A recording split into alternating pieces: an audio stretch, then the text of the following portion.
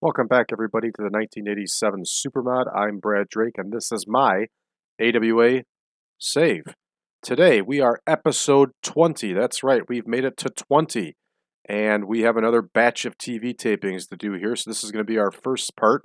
And we're going to do one All Star Wrestling and one Championship Wrestling. So, when we go to the main game screen here, you can see we are now in September of 1987. And let's take a look and see how we did financially last month. We made $774,000 last month. That's outstanding. That's our best month so far. Each month we keep improving. Merchandise, we made almost $579,000 just off of merchandise. That's terrific. Now, just for the heck of it, let's take a look at merchandise and let's see who made the big money for us. Jimmy Snuka again was our top earner. Kurt Hennig, Nick Bockwinkel, McDaniel and Van Rotchke, Vern Gagne, Bob Backlund. All right, these are the numbers. These are the people we expected to be selling the big merchandise and making the big money. So this is pretty exciting. We are doing well. We have taken the AWA, who was hurting pretty badly, and we've pretty quickly turned things around here just by doing a proper touring schedule and handling things the right way. So let's go ahead. It is Monday, the 1st of September. Our tapings will not be until, is it Wednesday or Thursday? I can't remember. Wednesday. Wednesday's our TV tapings. So we'll move right along here and see what pops up on the screen and see if anything new and exciting happens in the wrestling world. If you remember correctly, we tried to sign Iron Sheik to an exclusive deal that was blocked because of our agreement with the WWA, and we also tried signing Brad Rangans to an exclusive deal and even a pay per show deal, but that was blocked because he's signed by the WWF. So, doesn't look like anything too exciting here has happened in the game world. Oh, CWF had Battle of the Belts 3. That's Championship Wrestling from Florida. Battle of the Belts was their big show. Let's see what happened. Main event, Graham versus Garvin. Doesn't look like they had any title matches, which is a little strange. Sting went over Pez Whatley. I think the world of Pez Whatley. That guy was hilarious on the microphone. He was really skilled. And of course, Sting is just getting his start here. He's only 28 years old. He's only got 1 year around, so he's in Florida. And he's also working for the UWF. Now, in real life, he would end up in Crockett Promotions after the UWF folded. Crockett owned the UWF, and they shut them down in December, and that's when Sting started with Crockett. That's going to happen in this save. The UWF and Championship Wrestling from Florida are both going to go away and stick with the realism here. So not a half bad card. All right, let's move over to Wednesday now. Oh, that's a scary looking woman, Combat Toyota. I don't want to mess with her. I think that's the woman that Medusa Michelli had some big matches with. In case you didn't know, Medusa Michelli was a big deal in Japan. She got over very well over there and spent a long time over there and did probably hundreds of tours.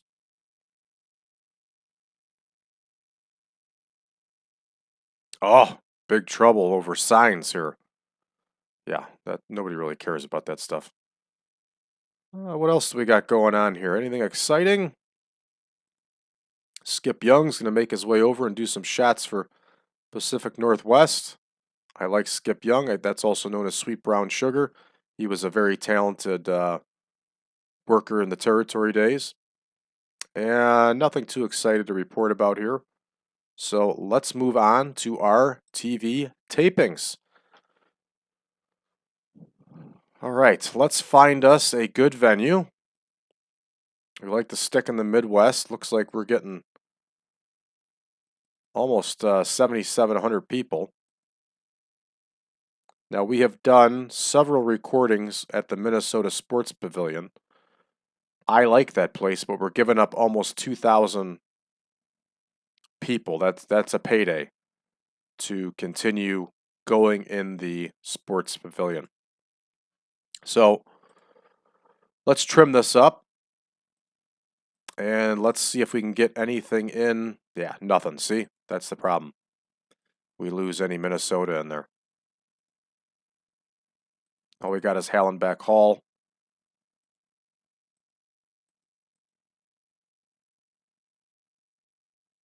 Now, what is the armory that they want us to run at? I know I just added this one.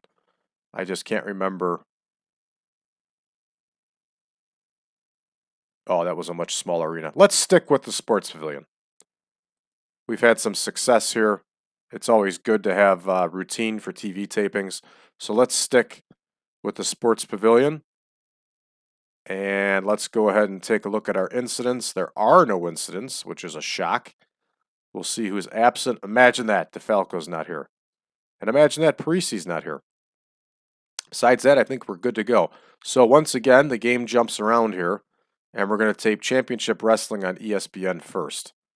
Now, some of you who are just tuning in may not be familiar, but the AWA at this time in 1987 was actually filming all its television shows out of the Sports Boat Pavilion in Las Vegas. And rarely did they ever have a full crowd there, but the AWA was making money off of the deal there to film the weekly television in the Sports Boat. I forget what it was called. The Showboat Sports Pavilion. That was it. Sorry for my error. They were making money. They had a steady paycheck coming from there, so that's where they would film their television shows. We got away from that because we're not going to be able to fill that arena out there. So we are just filming back in Minnesota. We can look into it for the next TV tapings, see if it makes sense. We can go into realism. But I really enjoy realism in my saves so long as it makes sense. I don't want to do anything goofy that's going to financially hurt my company just for the sake of realism. So our first match is going to be the new girl that we brought in for enhancement talent, Malia Hosaka. She's going to take on Vivian St. John. They're going to go the standard 3 minutes. And as I've explained before, every other week there is a women's match on TV. So that's pretty realistic of how the AWA ran things. They did not have women's TV on every single week. So we're running the same way. We have a very over women's champion. We have a very over women's division. So this is rolling right along with how things were. And again, Championship Wrestling on ESPN. There's a lot of eyes on this product. So we got Baxter and Price. They're going to go against Duncombe and Slater again. This will be the second week in a row that Duncombe and Slater are tagging. And I like them. Gives both these guys a chance to get a win on TV. And like I said before, they realistically did tag some in the 70s. So this is realistic. Bobby Duncombe. Dick Slater. There we go. Last time we gave Dick Slater the win. This time we're going to give Big Bobby Duncombe the win. That's some beef in that ring with those two. All right. Chuck Greenlee, perennial light counter, is going to get the loss to Rip Oliver. Again, we've talked about Rip Oliver before, the crippler. I liked him. And we're probably going to keep him around here for a little while. He's a very serviceable guy. He puts up decent numbers, and he was a good wrestler. Chuck Greenlee's got that thing where he's going bald here, but he doesn't want to shave his head. So he's just got like the patch of hair that he grew out really long, and you know he's slicking it back, trying to make everybody think he's still got hair. Look at that look. It's kind of the way I balded. If I grew my hair out, I'd probably look like that too. But he's got a good mustache. That mustache is 10 out of 10. That's very Selleck-like. All right, Rip Oliver gets the win.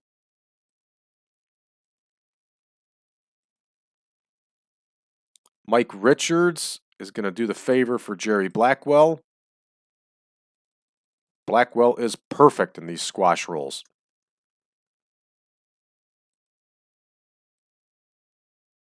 In fact, I'm not sure that Jerry Blackwell has lost a single match since I've taken over here. I bet he has not. Let's look it up here. He's got 2 losses. He lost when tagging with Gagne, and Bockwinkel beat him in a world title defense. So, fair enough. 18-2, he's doing pretty well. Well, we're going to make him 19-2 here. So Jerry Blackwell is going to get the win over Mike Richards. Mike Starr is going to take on Sheiky Baby, and then we are going to do something ballsy here after this. We are going to have Sheiky get some promo time. This could be a mistake. You know, in those days they didn't run subtitles, but I bet you if he talked nowadays, they probably would. He would probably get subtitles. He could be very difficult to understand. All right, Sheik's going to get the win, and you know it's going to be by camel clutch. We made that happen. And now it's time for the Sheiky promo. We have to double check, though, Sheiky's skills. We may have to put him in there with Larry Nelson. So let's see what he's got going here. His microphone's 66-74, not bad. His charisma's good. You know what? We're going to have him with Larry Nelson.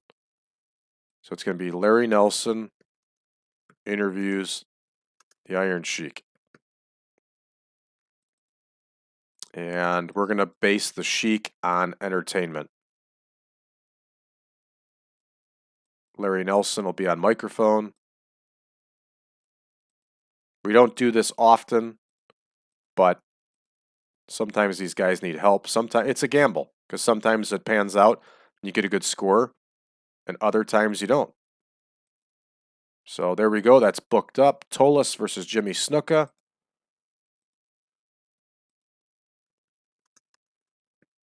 Yeah, it was either give Sheiky the promo or give it to Snuka. I decided to give it to Sheik.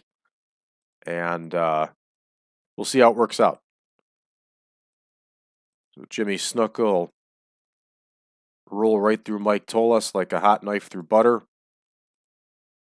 Think very highly of Jimmy Snuka in the ring. He was a very talented guy and still had a lot of value at this point in '87. Some of you may remember when he made that comeback to the WWF just a couple of years later. He got himself gassed out of his gourd working out with the Ultimate Warrior. Looked like $1 million, and he was in his mid to late 40s. So Larry Zbyszko is going to cut a promo here. And you know he is cutting it on Curt Hennig and Scott Hall and keeping that big feud alive.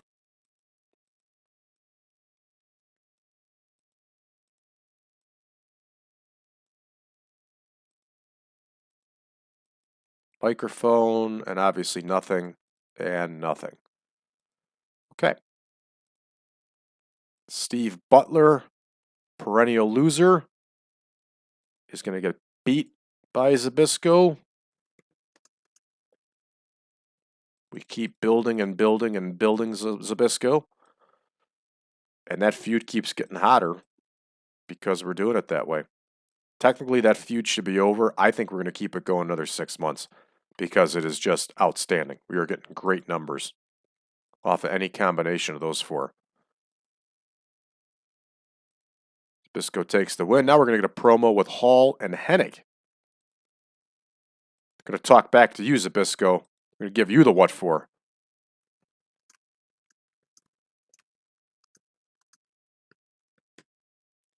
So the former World Tag Team Champions are back united here after we signed Scott Hall away from Florida. We got him on an exclusive deal for 1 year. I'm sure he's going to get stolen when that 1 year ends, but we'll worry about that in a year. So we're going to take Bockwinkel here and Zbyszko. Plug them in. Scott Hall, microphone. Kurt Hennig, entertainment. Off screen, off screen. Let's see what happens. So the big main event here is the Russians against Hall and Hennig. As you know, the Russians have been on absolute fire. So this will actually be a good main event.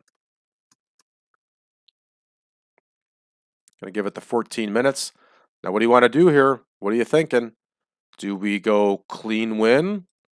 Do we get some outside interference? What do you think?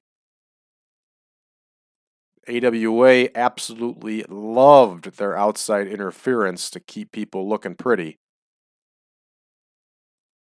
This is a tough one. I'm going to think as I continue going here. Let's close it out. Let's think about this one for a minute. Let's take a look at the rest of the TV tapings we have going. We're going to put Slaughter clean over LKC. We're going to have the Midnight Express cheat and go over McDaniel and Von Raschke. We are going to have outside interference from Zbyszko to put Bockwinkel over Robinson. So I think on this one, we're going to have Hall and Hennig go clean over the Russians. It won't hurt the Russians. They've been on fire. And we're going to have Scott Hall get the win here. So we're using up the full 65 minutes. And this gives us our first recording for Championship Wrestling on ESPN. I feel good about it. Let's give it a go. All right, Vivian St. John, they score a 9. Ooh, that's rough. All right, Bobby Duncombe hits that running big boot, gets the victory. 55 score, not bad against, man, I just can't get over Sean Baxter's hair. That's almost like a Motley Crue thing on steroids. Actually, it's like the electrical outlet look. And then his partner, David Price, doesn't look much better. He looks like a homeless guy. Or maybe a Sasquatch. Wow. I think Duncombe put both of them out of their misery with that win. Rip Oliver nails the pile driver on Chuck Greenlee. Solid victory. Jerry Blackwell uses that drop kick. Takes out Mike Richards. Says he doesn't click with Mike Richards. BS. It's an enhancement guy. They don't have to click. Sheiky Baby gets the win with the camel clutch, just as we predicted. Sheiky scored a 73 in a 3-minute match. That's pretty good. 57 on the promo. Okay, we're learning that promos may not be Sheik's forte here. It was also an awfully short promo at only 3 minutes, but hey, we gave it a shot, right? Snuka scores a 78 against Tolis. Tolis gets a hurt finger. Your enhancement talent, pal. I really don't care. Thank you, Larry. Thanks, Axe. Larry Zbyszko has a nice promo against Hennig and Hall here. Excellent. Larry's putting up good numbers for a 3-minute match. Nice. Nice promo here for Hall and Hennig. Remember last time they did a promo, we got screwed. But this one scores an 80, so I'm pretty happy with that. Well done. And an 82 overall for the main event. Nice. Nice. It's a good score. Let's see if there was any hits. Inconsistency. I don't know how to fix that. Inexperience. And Scott Hall for inexperience. Fair enough. That's fair. But that's a good score. That's a good score for Championship Wrestling. Let's see what it does overall. And let's see how we do in all our regions. So we improved in all of our regions, all 26. Excellent. Good. So now we're going to book All-Star Wrestling. And again, I am going to mark it because you can rest assured if I don't, I'm going to forget and I'm going to mess it up. So we're starting off with Chris Zarna against Eddie Guerrero.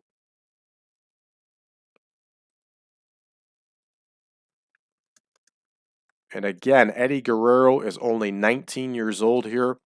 We only brought him in because we wanted to complete the 3-man group of the Guerrero brothers after Mondo left. But Eddie's been on the tour circuit for us. He's getting a lot of work. He's growing in popularity. And this will only help him continue to grow in popularity. And I'm sorry, folks, if my voice is a little bit off today. I'm not battling a cold, but it's very dry in my home. It's very cold where I live, so it gets very dry in here, and then I get like a runny nose and that from it. So I apologize if my voice is off, but I'm sure you've heard worse. We'll get through it together, I promise. All right, Burton and Mad Mountain Mike are going to face off against the Top Guns.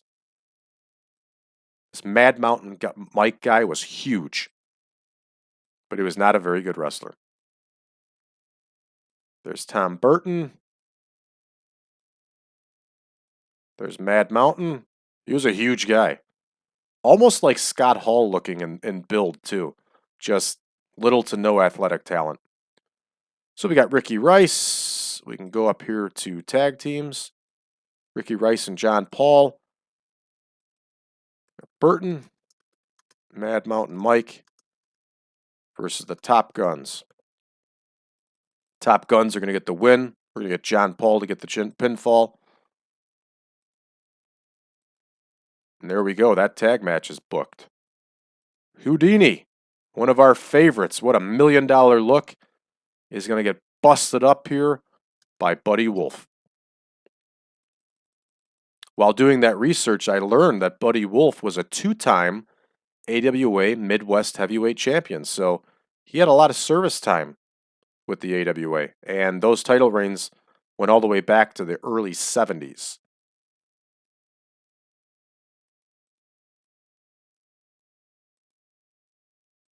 Buddy Wolf gets the win. I don't know. Houdini had such a good look. Somebody's going to pick him up and push him to the moon.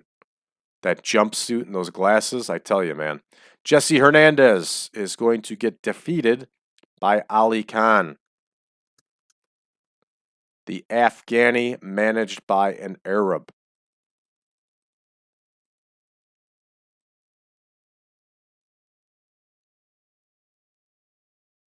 There's Hernandez. There's Ali Khan. Ali Khan gets the win. Mike Richards is going to battle DJ Peterson.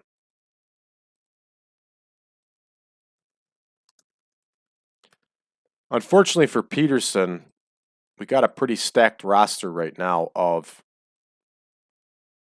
well-known stars. So he's kind of stuck in the lower part of the card if you look at it that way. But he's awfully young yet, too. He's only 28. So he's only been here for 2 years. So he's learning. So I don't feel bad about where he's at. I sense that he'll continue to grow in popularity and become one of our bigger stars down the road. We also have to consider that a lot of our major stars are only signed under 1-year contracts, and chances are good that we're going to lose them. So Buddy Rose and Doug Summers are going to cut a promo. And as we learned, Doug Summers does not have good mic skills. He also had less than fighting skills against Brian Blair, who put the hurt on him after he found out he was messing with his woman. Buddy Rose, microphone, Doug Summers, entertainment. Booked.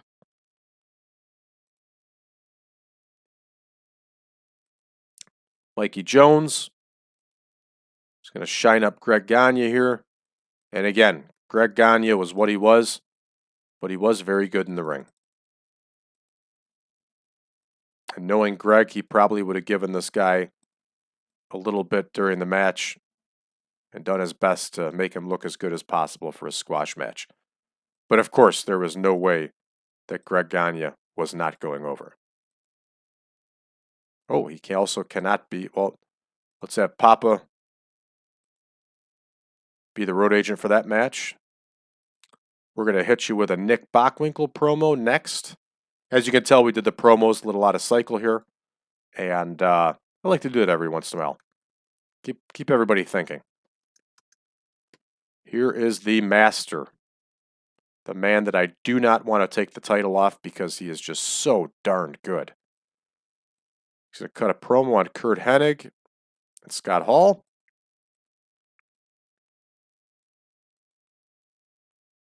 They're off screen. Do it, champ. Do it. All right, Becker and Young are going to battle Rose and Summers.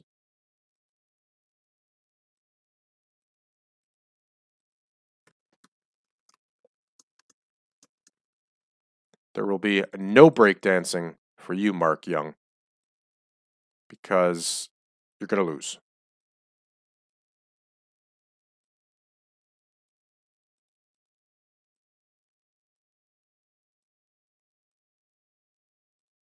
Buddy Rose and his partner, Doug Summers. Again, they were a really good tag team. And I don't know if they were paired up in another territory before this or not. I'm really not certain, but they were outstanding in the AWA. And they had Sherry Martel with them. They were good.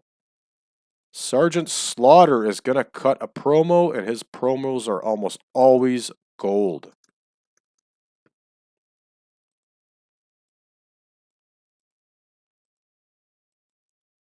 There's the microphone, and in the main event, we got LKC battling Slaughter.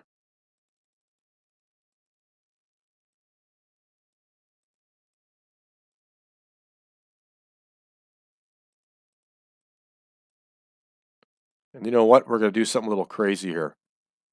Well, let's take a look here. No, we're not. We're just going to give Slaughter the straight-up victory. I was going to have Colonel De Beers do a run-in, but it's not necessary, and we're going to have some other tomfoolery going on in our next two shows. So we're going to keep this one straight. Sergeant Slaughter is going to be the victory, preferably by the Cobra Clutch. And LKC can go back to winning on television next show cycle. So let's go ahead and get this episode of All-Star Wrestling recorded. Bam! Start the show. Eddie Guerrero gets the win. See, he's gaining in popularity here. He's doing better. Top Guns are gaining. They're doing better. John Paul wins with that wicked drop kick. Again, they look like $1 million. They just didn't have the skills. Buddy Wolf takes out the dangerous Houdini with a reverse neck breaker. I'm impressed that Wolf was able to pull that one off. Ali Khan uses that wicked power slam. He got outscored by Jesse Hernandez. And that's okay. 22 overall, but that's fine. They're going to continue getting better. He's going to continue gaining in popularity, and things will work out all right. DJ Peterson uses that second rope diving shoulder block, gets the win over Mike Richards. Peterson with a 50 score, not bad. All right, Rose and Summers promo isn't bad for 3 minutes, 64. Greg Gagne uses the Gagne sleeper. He scored a 72. That's a nice score. Very nice promo here from the champ. Scores us an 83. Keeps that storyline going. Well done. Only a 63. Well, yeah, that's a fair score. I'm not going to complain about that one. That's a fair score. See if there were any drops on Rose and Summers. There was not. The penalties are all on the enhancement talent, and that's expected. No problem. Sergeant Slaughter only gets a 70. Boy, I was hoping he would do better than that. But let's see how the main event goes. If they hose us on that one, I'll be upset. 82. Good. Excellent score. Slaughter gets the win clean with the Cobra Clutch. And LKC, who's in his mid-40s, is not being hit for diminishing skills. That's cool. That's real cool. So this is a solid score. Let's see what the show does overall. 74 overall. Gains us popularity in 12 regions. Very nice. Well done. All right, folks. That is going to be the end of this episode We'll come back with another episode and we will do the second half of our TV tapings.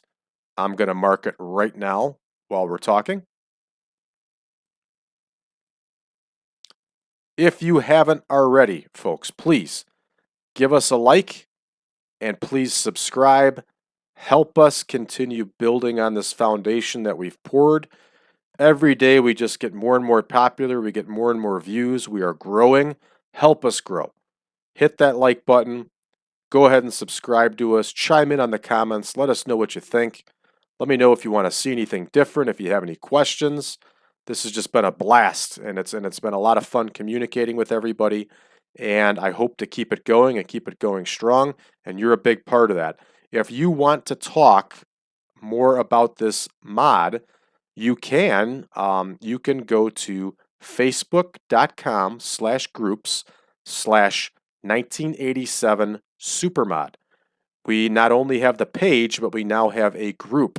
So if you go to that address, that'll take us to the group where you're free to post and free to talk about anything you want, including the mod.